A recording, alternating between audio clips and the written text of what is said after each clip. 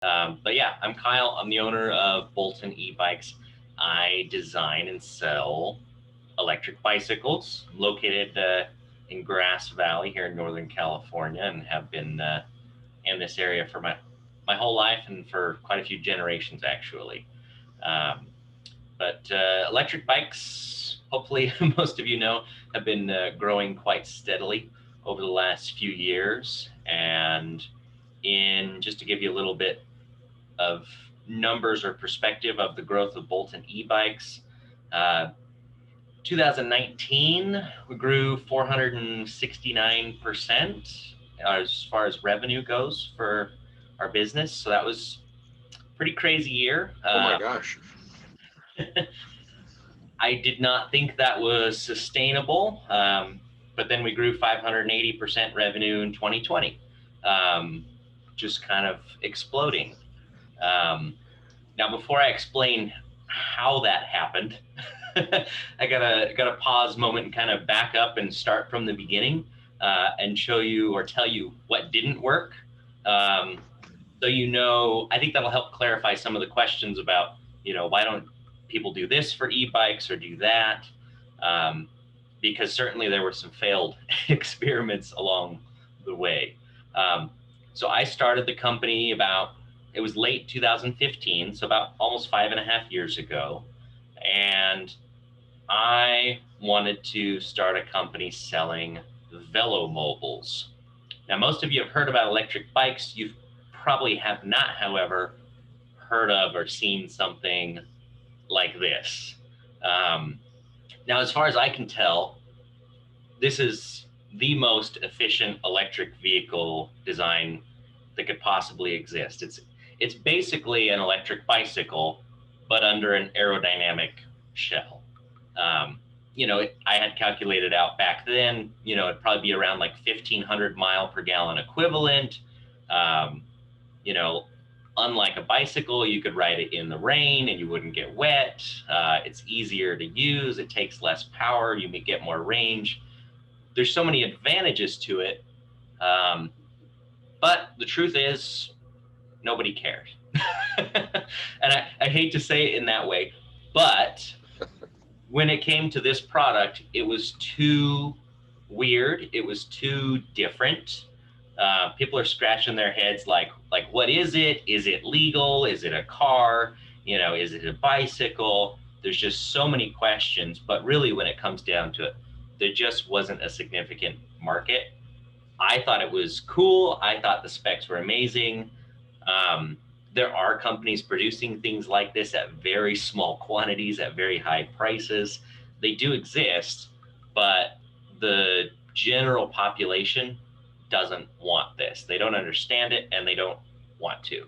Um, so that was the failed experiment, and that's how my company started. Was trying to push that and didn't go anywhere. Um, but I was still interested in bicycles. I grew up riding bicycles. Uh, and then I came across electric fat bikes. And it's kind of the opposite in a way. They're not nearly as efficient. You put giant, massive tires on it. Um, but the truth is, they're good enough. They're way more efficient than driving. It's a lot easier than pedaling a bicycle. Um, they get people's attention. They look cool, and they're just a ton of fun to ride. You hop on one of these, and it just feels like you're Superman riding a bicycle because it's easy. You can ride over everything. You can ride in the snow, on the beach. Um, this may not be nearly as efficient as the original direction I had planned, but they're so much fun that I found out was the real motivation or the real driver of sales is something that's fun. Um, so electric fat bikes started taking off. I didn't sell complete bikes when I first started out, however. I started selling things more like this, motor kits for people to convert their own electric bikes. And more specifically, I started seeing some of the e-bikes, 5 years ago that were coming onto the market, and they weren't very fast. They weren't as powerful as I thought they should be. They didn't have as much range. So I started selling things like different displays and motor controllers, throttles, more powerful brakes, basically everything I could think of that would make the existing e-bike brands better, or in some cases, help people convert maybe a bicycle they already had. Now, eventually, that got to the point where I had replaced so many parts on some people's bikes that I decided, I really just need my own brand of bike that has all of these upgrades already on it. So then I started building bikes. I was sourcing all of the components from overseas, but I was assembling every bike by hand. So each one of these bikes in this photo, for example, had to build everything on that bike from the frame up. It was a ton of work. It was fun. I liked it. But I realized that I would never be able to grow or scale if I was having to build every single bike. And at that point in time, back in 2018, so this is a few years that, I finally am producing my own bikes. I changed the name of the company to Bolton eBikes. Vello Mobile Shop, which is kind of what that first thing was. A Vello Mobile is where the name started. But I realized I needed something that better represents what I'm doing now, which is e-bikes.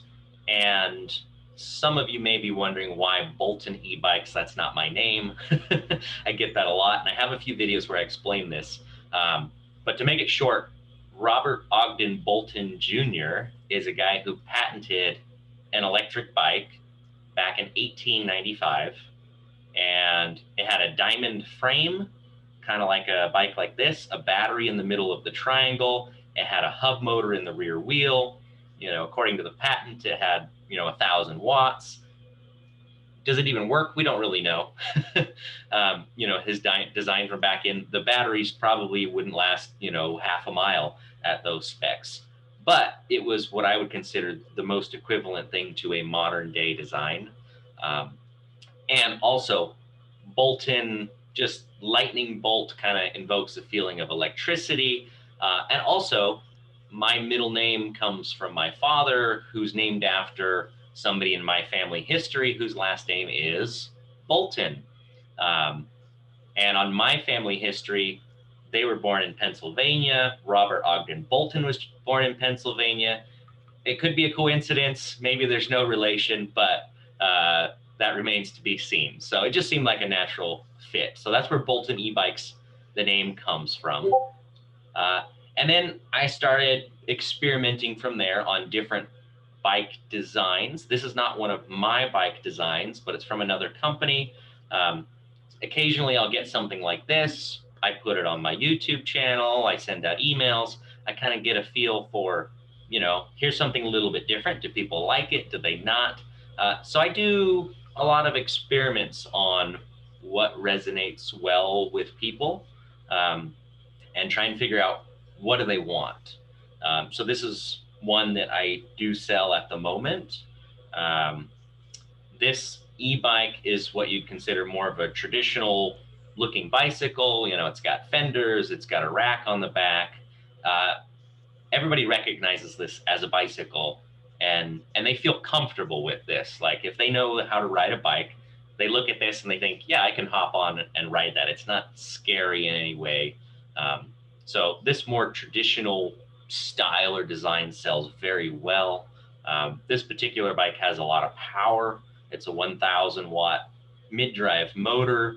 It has a large battery, so the range is easily 30 to 50 miles. That's kind of typical for what I would sell. It's something similar to this. And then some designs I put a bit more work into. So this one is called the Bolton eBikes Blackbird. All of the bikes I sell have aviation themed names because I'm a bit of an aviation nut. So modeled after the SR-71 Blackbird. In fact, there's even a little Blackbird logo in a couple spots kind of hidden on the bike. And that's true for some of the other models and names as well. But basically, this bike that I sell now is kind of a culmination of the last 5 years of gathering data and making upgrade parts. This was like, let's take everything I've learned, pack it into one bike, at an awesome price based on where the market's at, and just sell it. And those first couple of photos I showed with all the bike boxes in the background, those were all Blackbird bikes that are coming in on shipments now, because these are selling quite well at the moment. So hopefully that helps a little bit about the types of e-bikes that I sell, how I have them made. So this bike, I don't assemble here.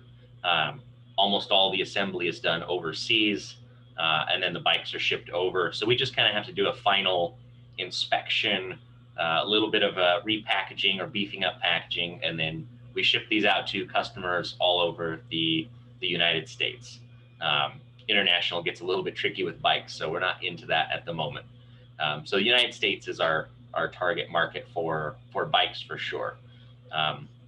Now, the next thing I have to go into is, how do people even know these bikes exist? How do they know I exist? And that comes down to YouTube. That's the driver of traffic.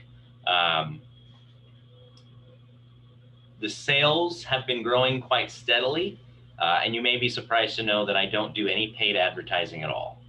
And I never have. I'd like to keep it that way if I can.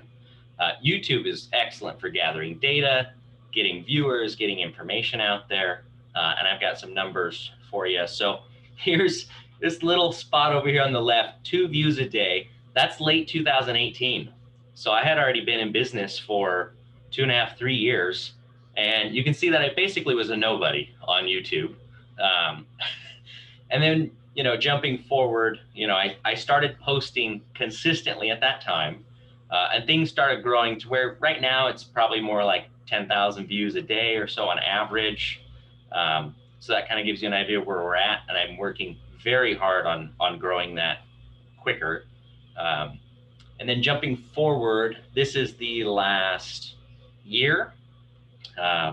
So you can see, actually, let me go back one slide.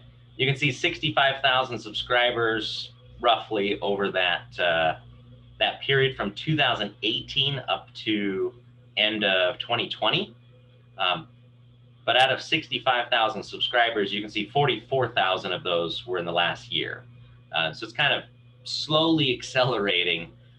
So most of this is happening, recently, and I hope that 2021, this is, hundreds of thousands of subscribers added.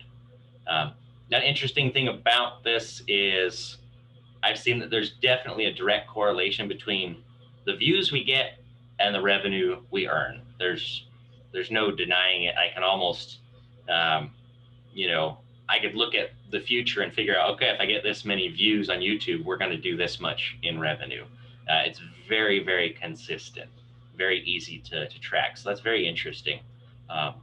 And the other thing I find interesting, and I'll try and make this quick, is here's the estimated revenue from YouTube. So this is not revenue that I've spent or made. This is YouTube paying me to put my videos out there. So I don't pay to advertise, I get paid to advertise. That's the way I look at it. That's a drop in the bucket compared to the revenue of the business, but it's just totally different way that I like to do things. So now I have basically this e-commerce company that's driven heavily by traffic on YouTube. I don't want to rely on that completely. So I do have, I've always been very good about building up email lists and other things. And then to diversify a little more, in early 2020, I started a podcast about electric bikes as well. So not as big as the YouTube channel, but it's growing. We're up to about 6,000 downloads a month on the podcast. And podcasts aren't as big yet, but I wanted to get a start, what I consider early into podcasting, and make sure that basically I could have the biggest e-bike podcast, if at all possible. So that's why I decided to jump in that. And so we do weekly videos on YouTube and weekly episodes on the podcast as well.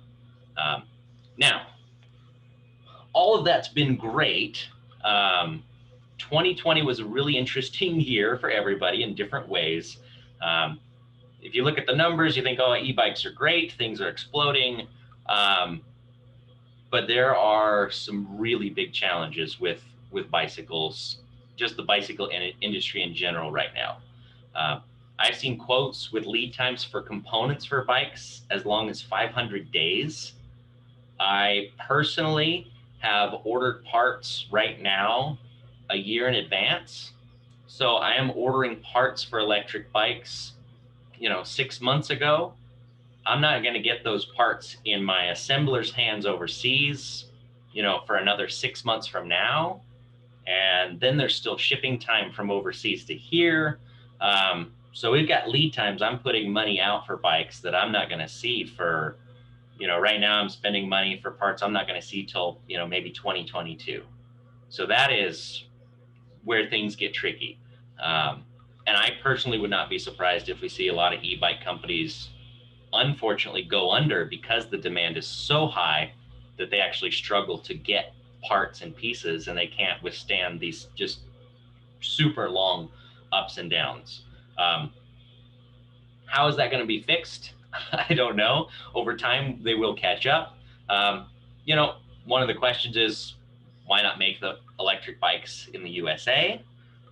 Definitely something that I think about a lot, and I don't have the answers on how to do that yet. All I can say is that right now it's not possible. And I don't mean that because I don't think it's possible. I say that because some of the parts literally do not exist. Brakes, derailleurs, shifters, tires. There are zero manufacturers in the United States that make some of the parts required to make just a bicycle, let alone an electric bicycle. So we'd have to bring a lot of manufacturing back in or start up new companies to compete with stuff overseas.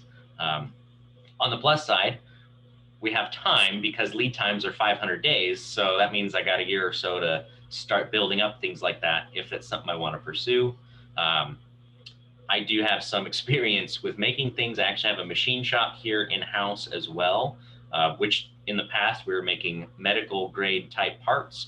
But I have one machine running some e-bike related pieces now, and we're starting to slowly expand our manufacturing capabilities. So if there are further lead time problems, I can actually do my best to develop parts and make them here. How far that's going to go, I don't know yet, but I'm definitely keeping my options open. So that's my view on the e-bike industry as a whole. That's where I'm at, and yeah, so I'm sure there's a lot of questions about that now. So ask away.